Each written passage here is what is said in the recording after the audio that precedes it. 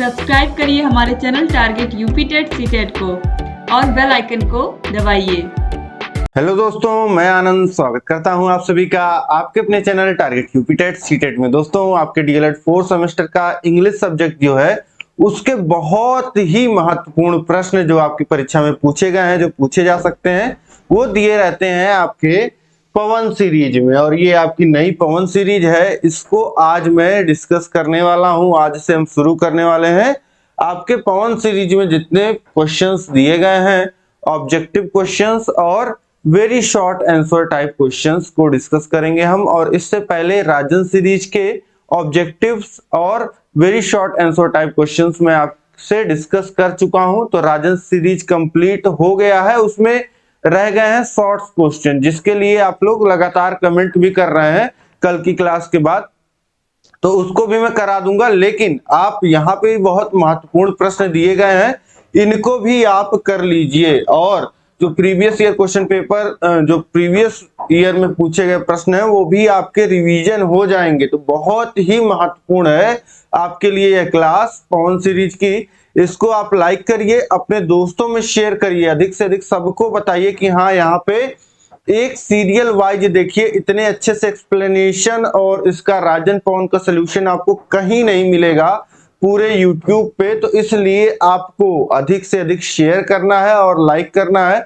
और लोग खोजते हैं, लोगों को मिलता नहीं है, तो ये काम आपको करना है कि आपके दोस्तों को, जितने भी ग्रुप हैं, टेलीग्राम, व्हाट्सएप, कहीं पे भी इस वीडियो को शेयर करिए, क्लास को शेयर करिए अधिक से अधिक, ठीक है, जिससे सभी लोग जो है आसानी से पढ़ पाए। अब बात आप समझ गए हैं, ये आपकी नई पवन सीरीज है इंग्लिश सब्जेक्ट की। इसके ऑब्जेक्टिव क्वेश्चंस को मैं कराने वाला हूं। सीरीज में आपको दिखा देता हूं एक बार। वैसे यहाँ पे आप फोटो देख ही पा रहे हैं, वही आपकी ये सीरीज है। ये सीरीज है और ये आपको मार्केट में इजीली मिल जाती है। लेकिन एक ही कोई सीरीज अगर आपने ली है तो ठीक है, नहीं लिया है तो इसका पीडीएफ भी आपको मैं दे दे रहा हूं। इसका सलूशन जो यहाँ पे मैं लिख के कराऊंगा, वो पूरा सहित आपको पीडीएफ जो है टेलीग्राम पे मिल जाएगा। तो इसलिए कोई भी दिक्कत की बात नहीं है आपके लिए। बस पूरी जो है यहाँ पे व्यवस्था मैं बना दिया हूं, आपको बहुत अच्छे से यहाँ पे तैयारी मिलेगी। ठीक, अब देखिए क्वेश्चंस को देखेंगे, इसी तरीके से आपके सभी विषयों को पढ़ाया गया है। तो सभी विषय जो है नीचे डिस्क्रिप्शन में लिंक दिया गया है, सभी विषयों को पढ़िए, अपनी तैयारी को बेहतर बनाइए। ठीक है, बहुत ही कम समय आपके पास बचा है। अब देखिए यहाँ पे पहला प्रश्न है, फिल इन द ब्लैंक्स है, of the language learning accelerates the practical part of the language. 2023 में पूछा हुआ प्रश्न है। इसमें से कौन सी स्ट्रेटजी ऐसी है जो लैंग्वेज लर्निंग, भाषा के अर्जन को एक्सेलरेट और तेज कर देती है in the practical part of the language. Practically, ठीक है, केवल थ्योरेटिकल बात नहीं हो रहा है, प्रैक्टिकली। ठीक, तो प्रैक्टिकल कब होते हैं? जब हम कोई चीज करते हैं। ठीक है, अब प्रैक्टिकल इंग्लिश में कैसे? जब हम इंग्लिश को बोलेंगे। तो यहां पे देखिए क्या होगा, कम्युनिकेशन स्ट्रेटजीज। कम्युनिकेशनल स्ट्रेटजीज में हम क्या करते हैं, बच्चे के जो भाव रहते हैं, जो भाषा को सीख रहा है, वह अपने भाषा को आदान प्रदान कर पाए, इसी को क्या कहते हैं, कम्युनिकेशन कहते हैं। आप जितना अच्छा अपनी बातों को कहीं पे रख पाओगे, वही आपकी कम्युनिकेशन स्किल होती है। वही, उसी को हम बोलते हैं क्या, इसको बढ़ावा देने को क्या बोलते हैं, कम्युनिकेशन स्ट्रेटजीज। तो कम्युनिकेशन स्ट्रेटजीज में क्या होगा कि जो विचारों को रखने की जो क्षमता है उसका विकास होगा। और स्ट्रक्चरल स्ट्रेटजीज में इसमें क्या होता है, इसमें ग्रामर बताया जाता है, इसमें सेंटेंस का स्ट्रक्चर बताया जाता है, जैसे subject plus verb plus object, ये बेसिक स्ट्रक्चर होता है। क्रिएशनल स्ट्रेटजीज में क्या होगा, क्रिएटिव। आपको जैसे फोटो दे दी गई, आपको फोटो देख करके लिखना है कि इसमें क्या क्या है, डिस्क्राइब करना है, तो इसमें जो है, और उसके बाद कोई टॉपिक दे दिया जिसपे आपको कहानी बनाना है, तो ये क्या है, क्रिएशन स्ट्रेटजीज है। और ट्रेडिशनल स्ट्रेटजीज, जिस तरीके से रटना हो गया, ये सारी स्ट्रेटजीज जो हैं, ये तीनों ही जो है प्रैक्टिकल वे में नहीं काम करती हैं। जो लैंग्वेज लर्निंग को एक्सेलरेट करता है पूरी तरीके से, वो करता है आपका कम्युनिकेशन स्ट्रेटेजीज। जब बच्चा अपने भावों को रख पाएगा, व्यक्त कर पाएगा, जितना बोलेगा, बातचीत करेगा जिस लैंग्वेज को इंग्लिश में, तो उतना ही वो सीख पाएगा। तो यहाँ पे ऑप्शन ए जो हो जाएगा कम्युनिकेशन स्ट्रेटेजीज, ये बिल्कुल सही हो जाएगा। इसके बाद देखिए क्वेश्चन नंबर 2 है, the method emerge as the reaction of the various demerits of the grammar translation method. वह कौन सा मेथड है जो एक रिएक्शन के तौर पे निकला जब बहुत सारी खामियां पाई गई ग्रामर ट्रांसलेशन मेथड में। आपको पता है ग्रामर ट्रांसलेशन मेथड में क्या है कि बच्चों को ग्रामर सिखाया जाएगा, वोकैब सिखाया जाएगा कि तुम ये देखो अंग्रेजी के ये शब्द हैं, अंग्रेजी के इन शब्दों को याद कर लो, ये ग्रामर है, ग्रामर के ये रूल्स याद कर लो, और टीचर जैसे जो बोलेंगे बच्चा रिपीट करेगा। यही सारी चीजें, पुरानी चीजें जो हैं वो इस मेथड में अपनाई गई। तो ये सारी खामियां ही हैं एक तरीके से इस मेथड की, क्योंकि इससे जो है वो बच्चा प्रैक्टिकली नहीं सीख पाता है।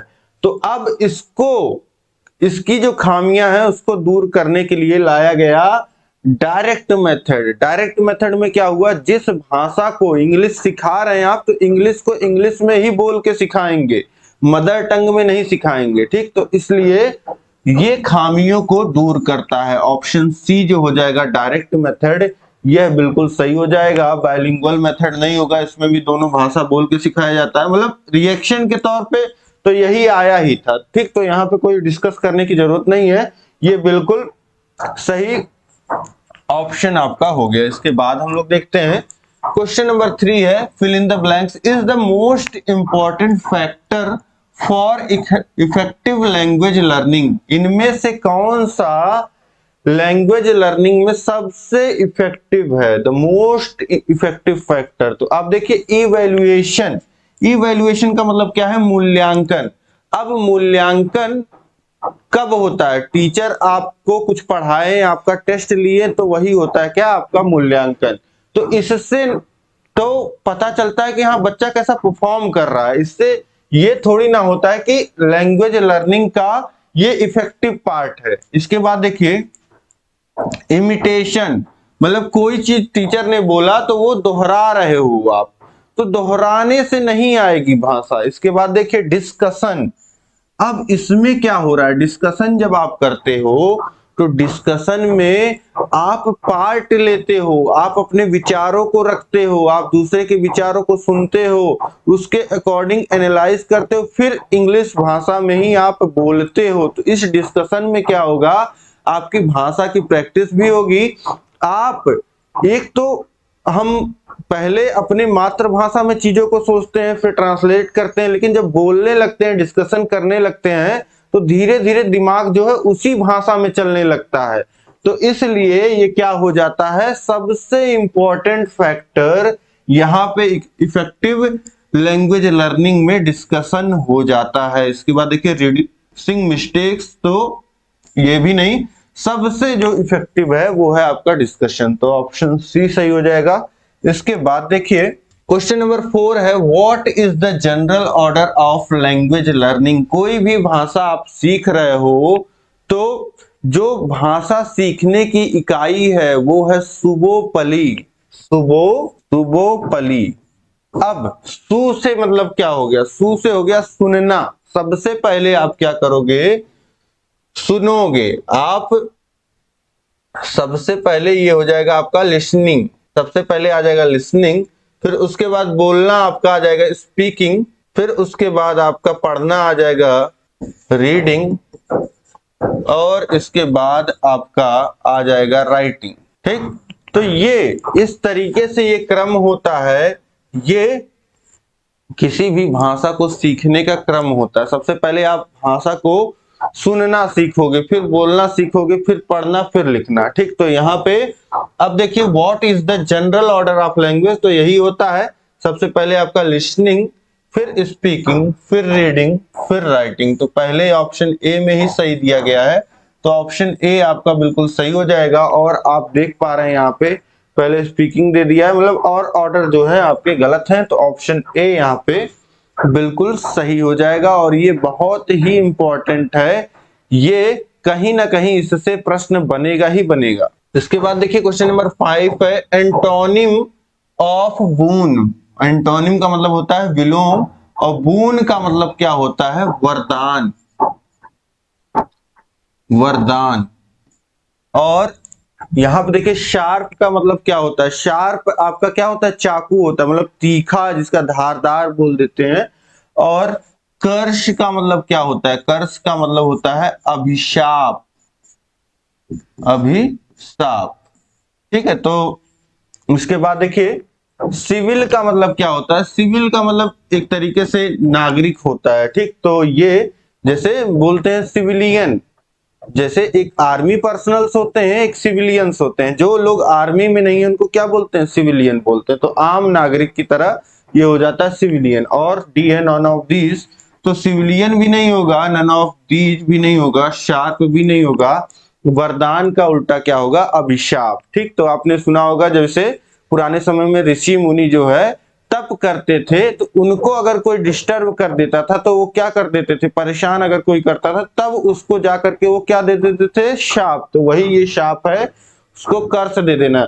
जैसे किसी के साथ कोई कुछ बुरा करता है तो वो उसको शाप एक तरीके से देता है, उसके बारे में उसका भी बुरा भला वो चाहता है। इसके बाद देखिए क्वेश्चन नंबर 6 है motivation is a process of arousing one's interest, maintaining one's interest, controlling one's interest, all of above। अब देखिए मोटिवेशन कई तरीके से काम करता है। मोटिवेशन क्या होता है, किसी का इंटरेस्ट आप जगा रहे हो किसी फील्ड में, किसी चीज में, तो ये भी आपका मोटिवेशन कहलाएगा। और किसी का इंटरेस्ट मेंटेन आप कर रहे हो कि हाँ उसका इंटरेस्ट बना रहे, तो टाइम टाइम पे जैसे टीचर आपको क्या करते हैं, मोटिवेट करते रहते हैं, तो ये क्या कर रहे हैं कि आपका इंटरेस्ट पढ़ाई में बना रहे। तो ये भी आपका मेंटेनिंग द इंटरेस्ट और कंट्रोलिंग वंस इंटरेस्ट। तो कोई अगर बहुत अच्छा वक्ता है, मोटिवेट बहुत अच्छा कर रहा है, तो वो आपके इंटरेस्ट को कंट्रोल भी करेगा। ठीक है, जैसे अच्छे वे में भी कोई कर सकता है, खराब वे में भी कर सकता है। जैसे आतंकवादियों को कैसे बनाया जाता है, ब्रेन वॉश करके, उनको मोटिवेट करके। तो उनका ब्रेन वॉश जब कर दिया गया तो जो खराब काम है दुनिया का सबसे, किसी की जान लेना, कहीं हमला करना, वो भी वो करने को तैयार हो जाते हैं। तो ये सब पार्ट है किसका, मोटिवेशन का। ठीक, तो इस तरीके से arousing, maintaining and controlling one's interest, ये हो जाएगा आपका मोटिवेशन। और ऑप्शन डी में दिया गया है ऑल ऑफ अबोव, तो ये बिल्कुल सही हो जाएगा।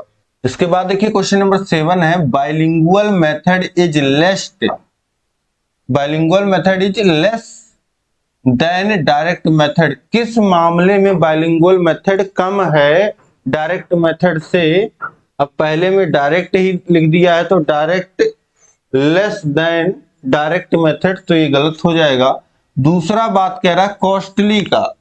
अब देखिए जो आपका डायरेक्ट मेथड होता है उसमें क्या होता है, बहुत ही रियल लाइफ ऑब्जेक्ट्स की आपको जरूरत होती है और एक अच्छे संसाधन की, मतलब कि बच्चे को डायरेक्ट मेथड में अगर आपको पढ़ाना है, इंग्लिश को अगर इंग्लिश में सिखाना है, तो आपके पास एग्जाम्पल्स होने चाहिए, आपके पास टीचिंग लर्निंग मटेरियल टीएलएम बहुत सारा होना चाहिए, जिससे बच्चे को उस जो नई भाषा सिखा रहे हैं उसी में बोल करके जो है सिखाया जा सके। तो इसके लिए जो है बहुत सारे टूल्स आपको चाहिए होते हैं, रियल वर्ड के जो आपके चीजें होती हैं वो आपको चाहिए होती है। तो इसलिए डायरेक्ट मेथड आपको क्या पड़ता है, कॉस्टली पड़ता है। तो bilingual method is less costly, bilingual method जो है वो आपका डायरेक्ट मेथड से सस्ता होता है, लेस कॉस्टली होता है। ठीक, और प्रैक्टिकल की बात की गई है, लेस प्रैक्टिकल, तो ऐसा नहीं है, प्रैक्टिकल है। क्यों नहीं है, आप यहाँ पे इंग्लिश भाषा सीख रहे हो, तो मैं आपको आपके मदर टंग में जो है बता रहा हूँ, हिंदी में बता रहा हूँ। तो यहाँ पे हम बाइलिंगुअल का ही प्रयोग कर रहे हैं, मैं दोनों भाषा में आपको बता रहा हूँ। ठीक, तो ये प्रैक्टिकल है। और होपफुल, तो ये होपफुल भी है, ऐसा नहीं है बाइलिंगुअल मेथड। ठीक, तो यहाँ पे बस कॉस्टली वाली बात जो है वो सही हो जाएगी कि बाइलिंगुअल मेथड जो है सस्ता पड़ता है। ठीक, अब इसके बाद देखते हैं क्वेश्चन नंबर 8 है the cat fell down the bell in the bell into the bell from the bell of the bell. तो आप समझिए इन द बेल, बिल्ली जो है वो कुएं में गिर गई। अब समझिए जहां भी मोशन होता है, जैसे आप एंटर किए किसी कमरे में, ठीक है, you entered into the room होगा, ठीक। तो जहां पे मोशन आएगा, जहां पे गति होगी, वहां पे क्या हम लगाते हैं, इनटू, ठीक। तो the cat fell down into the well हो जाएगा, ठीक। तो यहाँ पे फ्रॉम और ऑफ तो वैसे भी नहीं होगा, आपको पता है, क्योंकि कुएं में हो गया ना। तो में कहां से आता है, इन या इनटू से आता है। तो ये हो जाएगा ऑप्शन सी, यहाँ क्यों लिखा है ये बी, इनटू ही होगा, ठीक। तो इस तरीके से अब इसके बाद देखते हैं क्वेश्चन नंबर 9 है नाइदर यू योर ब्रदर केम। अब देखिए नाइदर के साथ, ये नाइदर आपका नाइदर के साथ क्या लगता है, नाइदर के साथ लगता है नॉर, ना ही तुम और ना ही तुम्हारा भाई आया। तो neither you nor your brother, neither के साथ हमेशा क्या लगेगा, नॉर लगेगा। और आइदर के साथ क्या लगता है, और लगता है। तो ये याद रखिएगा, neither you nor your brother came, option D जो हो जाएगा ये बिल्कुल सही हो जाएगा। इसके बाद देखिए क्वेश्चन नंबर 10 है he is afraid dash mad dogs, वह डरा हुआ है किससे, पागल कुत्तों से। तो से का यहां पे से किससे, he is afraid of, he is afraid of यहां पे लगेगा, ऑप्शन सी जो हो जाएगा यह बिल्कुल सही हो जाएगा। विथ नहीं लगेगा, बाय नहीं लगेगा, फ्रॉम नहीं लगेगा। यहां पे आप सिंपली वैसे भी आप समझोगे तो अफ्रेड ऑफ ही आता है, कहीं भी आप पढ़ोगे तो अफ्रेड के साथ क्या प्रयोग होता है, अफ्रेड ऑफ। इसके बाद देखिए क्वेश्चन नंबर 11 है who developed the direct method, direct method किसने बनाया, मैक्सिमिलियन बर्टलिज, सीजे डॉटसन, कृपा के गौतम, नन ऑफ दीज। तो ये मैक्सिमिलियन बर्टलिज का बनाया हुआ मेथड है, ऑप्शन ए जो हो जाएगा ये बिल्कुल सही हो जाएगा। इसके बाद देखते हैं क्वेश्चन नंबर 12 है secondary language skills are, secondary, जो सेकेंडरी आप किसे बोलेंगे और प्राइमरी किसे बोलेंगे, तो आप समझिए, तो फिर से यहां पे वही आपको समझना है, सुबोपली, सुबोपली। तो अब सबसे पहले क्या आता है, सबसे पहला आपका लिसनिंग आता है, सुनना, उसके बाद बोलना, स्पीकिंग आता है, इसके बाद आपका पढ़ना, रीडिंग, और इसके बाद आपका आता है राइटिंग। तो जो प्राइमरी स्किल्स हो गई, अब यहाँ पे बोल रहा सेकेंडरी, प्राइमरी क्या हो गया, प्राइमरी आपका ये पहला दो जो हो गया ये आपका हो गया प्राइमरी, और ये दोनों हो जाता है आपका सेकेंडरी। कैसे, देखिए सबसे जरूरी जो होता है किसी भी भाषा को, उस भाषा में सुनना और बोलना ये सबसे इंपॉर्टेंट होता है, और पढ़ना और लिखना ये बाद में आता है। तो प्राइमरी जो हो जाता है वो आपका लिसनिंग और स्पीकिंग, और जो सेकेंडरी है वह रीडिंग और राइटिंग है, और यहाँ पे ऑप्शन सी में आपको दिया गया है रीडिंग और राइटिंग। तो यह बिल्कुल सही हो जाएगा, secondary language skills are reading and writing. बाकी में आप देखोगे तो यहाँ पे आपको स्पीकिंग मिल जाएगा राइटिंग के साथ, तो ये गलत हो जाएगा, और यहाँ पे भी आपको स्पीकिंग और लिसनिंग दोनों मिल जा रहा है, और यहाँ पे स्पीकिंग, तो ये गलत हो जाएंगे, ऑप्शन सी जो हो जाएगा आपका ये बिल्कुल सही हो जाएगा। इसके बाद देखिए क्वेश्चन नंबर 13 है C is eligible dash the post of a teacher. यहाँ पे क्या कहना चाह रहा है कि वह योग्य है शिक्षक के पद के लिए। तो के लिए यहां भाव आ रहा है, तो टू का भाव आता है से, फ्रॉम का भी से, और विथ का मतलब आता है साथ से। तो अब फॉर का भाव आएगा के लिए, फॉर उसके लिए, यानी कि उस पद के लिए। तो यहां पे ऑप्शन सी हो जाएगा, C is eligible for the post of teacher, ये बिल्कुल सही हो जाएगा। इसके बाद देखिए क्वेश्चन नंबर 14 है, how many syllables are there in word population. तो यहाँ पे आपको बताना है हाउ मेनी सिलेबल्स। सिलेबल्स मतलब कि जो बोलने में छोटे छोटे आपके शब्दों के बीच जो है वो आपके छोटे छोटे जो टुकड़े आते हैं, एक तरीके से समझिए, उनको हम क्या बोलते हैं, सिलेबल्स बोलते हैं। जैसे हम जब हम बोल रहे हैं पॉपुलेशन, जब इसका उच्चारण हम कर रहे हैं तो इसमें हम क्या बोल रहे हैं, देखिए पॉप बोल रहे हैं, पॉप यू बोल रहे हैं और लेशन बोल रहे हैं, पॉपुलेशन, पॉपुलेशन। तो यहाँ पे चार चीजें हम बोल रहे हैं, पॉपुलेशन। तो यहाँ पे ये चार छोटे छोटे पार्ट हैं और ये पार्ट किससे मिलके बने होते हैं, ये जो आपके स्वर होते हैं इंग्लिश में, जो आपके वोवेल होते हैं ए ई आई ओ यू, तो ये अकेले हो सकते हैं या आपके व्यंजन के साथ हो सकते हैं। तो जैसे यहाँ पे देखिए पॉप आया तो ओ आया इसमें, ठीक, और यू अकेला आया और एल ए आया यहाँ पे, और यहाँ पे आई के साथ बाकी आए। तो इस तरीके से ये आपको मिल गए कितने, 1 2 3 4, तो यही चार पार्ट हो गए, चार इसमें सिलेबल्स हो गए। तो ऑप्शन बी जो हो जाएगा 4, यह बिल्कुल सही हो जाएगा, इसमें 4 सिलेबल्स हैं। इसके बाद देखिए क्वेश्चन नंबर 15 है, फिल इन द ब्लैंक्स, यहाँ पे खाली स्थान भरना है। If I were a rich man, अगर मैं एक अमीर आदमी होता, I would help you, would have helped you, none of these.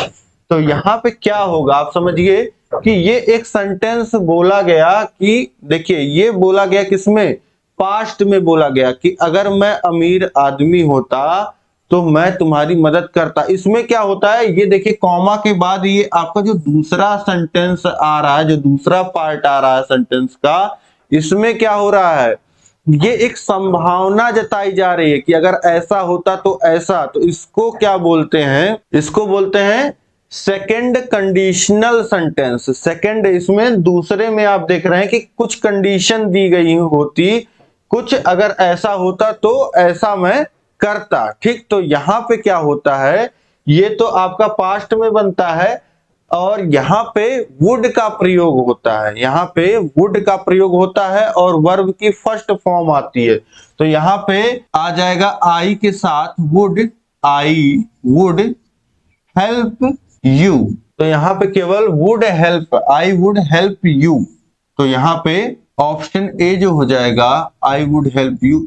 If I were A rich man I would help you, अगर मैं धनी इंसान होता तो मैं तुम्हारी मदद करता, ठीक।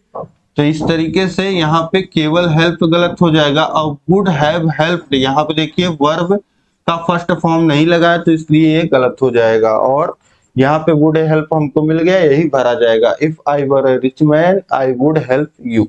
अब इससे रिलेटेड और एग्जांपल अगर मैं आपको बताऊं, जैसे I were, if I were taller I would play basketball, अगर मैं और लंबा होता मैं बास्केटबॉल खेलता। तो ये आपका देख रहे हैं कि इसी तरीके के ये सेंटेंस हैं जिसमें ये पहला वाला जो सेंटेंस आप देख रहे हैं ये पास्ट में है, सिंपल पास्ट या पास्ट इंडेफिनिट में है, और दूसरा जो है आपका प्रेजेंट या कभी कभी फ्यूचर में भी होता है। प्रेजेंट में ये कंडीशन के साथ आ रहा है, ठीक। तो इस तरीके से इसको सेकंड कंडीशनल सेंटेंस बोलते हैं। अब आप समझ गए होंगे। इसके बाद देखिए क्वेश्चन नंबर 16 है, स्ट्रक्चरल अप्रोच रिलेट्स टू, जैसा कि इसका नाम में भी स्ट्रक्चर है तो स्ट्रक्चर तो इसमें बताया ही जाता है और साथ साथ वर्ड का पैटर्न बताया जाता है और सेंटेंस का पैटर्न, ये दोनों ही बताया जाता है। तो option C both A and B ये बिल्कुल सही हो जाएगा। इसके बाद देखिए क्वेश्चन नंबर 17 है, he has a great affection, जहां भी अफेक्शन, अफेक्शन के बाद क्या लिखा है, मी, उसको बहुत लगाव है किससे, मुझसे। तो जहां भी अफेक्शन आएगा वहां पे प्रयोग होता है फॉर।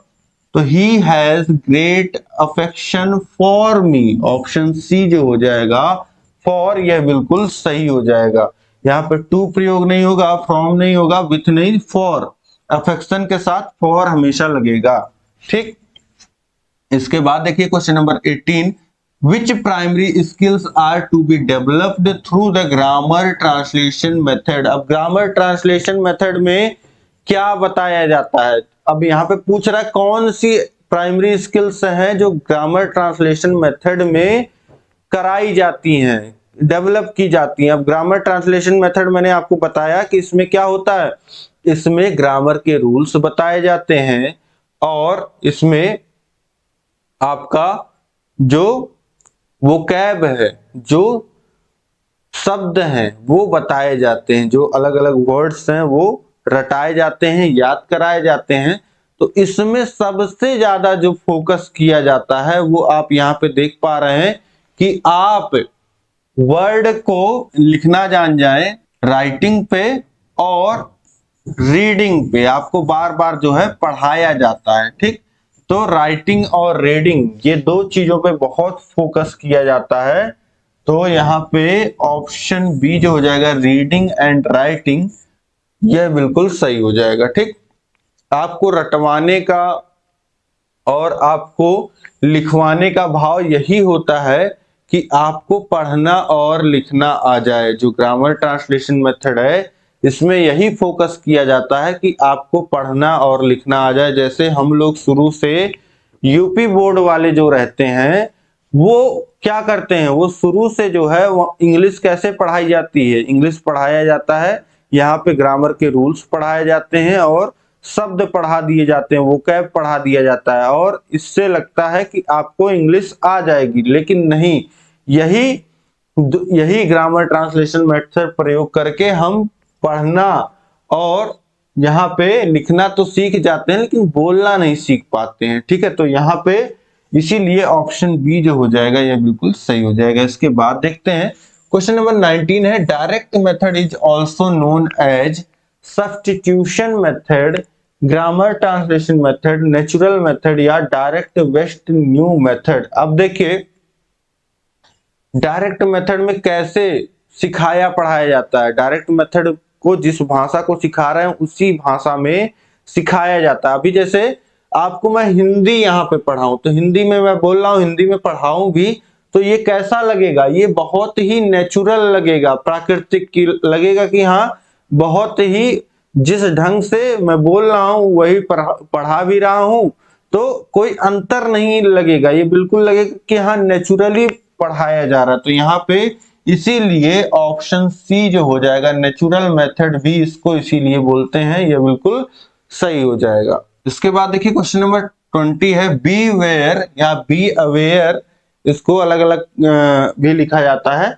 बी अवेयर या बी वेयर डॉग्स। तो ये आप देखिए जहां भी बी वेयर लिखा रहता है तो इसका मतलब क्या होता है, चेतावनी, आपको चेतावनी दी जा रही है और किसी चीज से, किससे, कुत्तों से। तो बी अवेयर ऑफ डॉग्स लगता है हमेशा, जहां भी बी अवेयर आएगा वहां पे चेतावनी जहां पे रहेगी वहां पे क्या लगेगा, ऑफ लगेगा। और इस तरीके से किससे सावधान होना, कुत्तों से, तो ऑफ।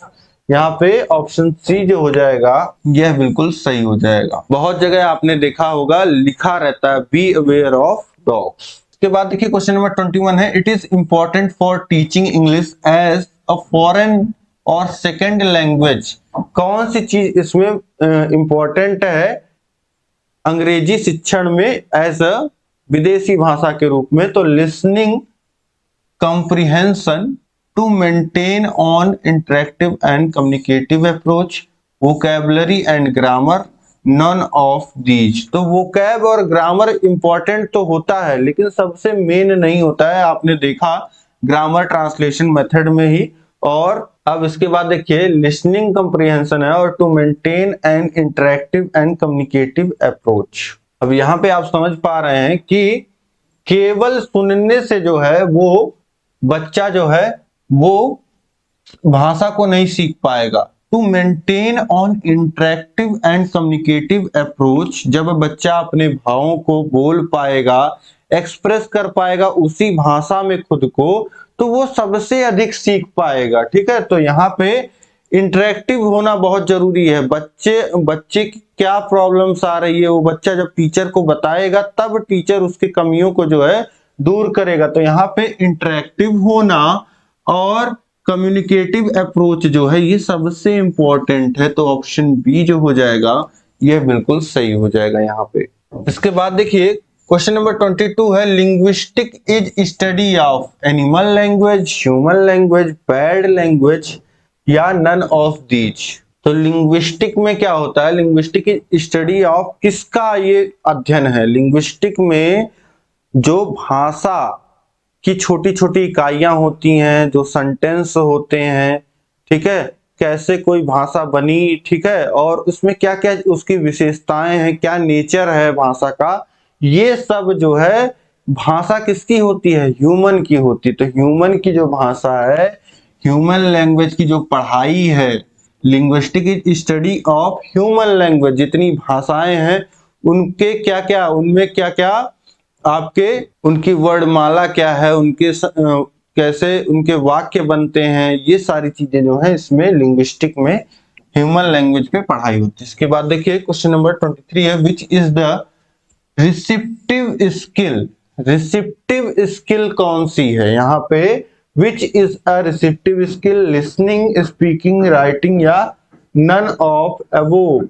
अब रिसिप्टिव स्किल जैसा कि नाम से ही आपको पता चल रहा है, रिसिप्टिव का मतलब होता है ग्रहण करना, ग्रहणशील कौशल ये होता है, मतलब वो क्षमता आपकी जिसके द्वारा आप किसी की बातों को समझ पा रहे हो। अब बातें कैसे होंगी, बातें या तो किसी ने बोला होगा, ठीक, तो बोला होगा तो आप क्या करोगे, सुन के समझोगे, और या तो किसी ने लिखा होगा और किसी ने लिखा होगा तो आप कैसे पढ़ के समझोगे। तो ये दो रिसिप्टिव स्किल होती हैं जिसको निष्क्रिय कौशल भी कहते हैं, क्योंकि इसमें आप जो है आप कुछ नहीं बोल रहे हो, आप कुछ नहीं लिख रहे हो, आप जो है ग्रहण कर रहे हो। ठीक, तो इसलिए आप ज्यादा एक्टिव माने जाते हो जब आप या तो बोल रहे होते हो या लिख रहे होते हो। जब आप रिसीव कर रहे हो तब आप उतने एक्टिव नहीं हो, आप ज्यादा एक्टिव रहते हो जब आप बोल रहे होते हो और या फिर लिख रहे होते हो। अब यहाँ पे जब रिसिप्टिव की बात आ रही है, ग्रहणशील कौशल की बात आ रही है, तो ग्रहण आप कैसे करोगे, जब कोई आप पढ़ोगे कोई चीज, ठीक है, या सुनोगे, तो यहाँ पे दो स्किल आपकी हो जाती है, रिसिप्टिव स्किल या रीडिंग और लिसनिंग। तो यहाँ पे रीडिंग तो दिया नहीं गया है, यहाँ पे लिसनिंग दिया गया है, तो ऑप्शन ए जो हो जाएगा लिसनिंग, यह बिल्कुल सही हो जाएगा। और स्पीकिंग और राइटिंग जो हो जाता है ये आपका प्रोडक्टिव स्किल हो जाता है, ठीक है, और ये लिसनिंग और रीडिंग ये आपका हो जाता है रिसेप्टिव स्किल। ठीक है, ये आपकी सुबोपली से ही आप याद रख सकते हैं। इसके बाद देखिए प्रश्न क्या 24 है, एडवर्ब ऑफ कॉवर्ड इज 2019 में पूछा गया है, coward, cowardly, cowardice, none of above.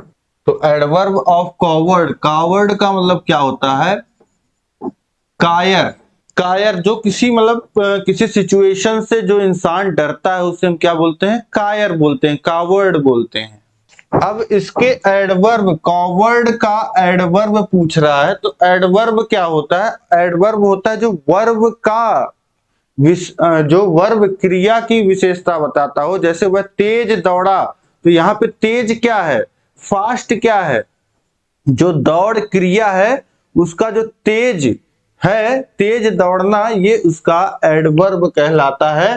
तो ऐसे ही कायर का एडवर्ब क्या होगा यहाँ पे, तो कायर का, कायर तो होगा नहीं, कायर तो हम किसी को बोलते हैं, तो ये क्या हो जाता है, ये आपका नाउन हो जाता है, ठीक, संज्ञा हो जाता है कि वह कायर व्यक्ति है। तो यहाँ क्या हो रहा है कि किसी व्यक्ति की बारे में बात हो रही है। और कावर्डली, तो ये क्या हो जाता है, कायरतापूर्ण, कायरतापूर्ण, कावर्डली, कायरतापूर्ण, मतलब उसने यह हरकत कायरतापूर्ण की, मतलब कि वो जो क्रिया जो काम उसने किया वह कैसा था, वह कायरता वाला काम था। तो ये कावर्डली क्या हो जाएगा, यही आपकी विशेषता बता रहा है किसकी, क्रिया की। तो इसे क्या बोल देंगे, ये एडवर्ब है किसका, कॉवर्ड का। ठीक है, और कॉवर्डाइज क्या है, इसका मतलब हो जाता है कायरता।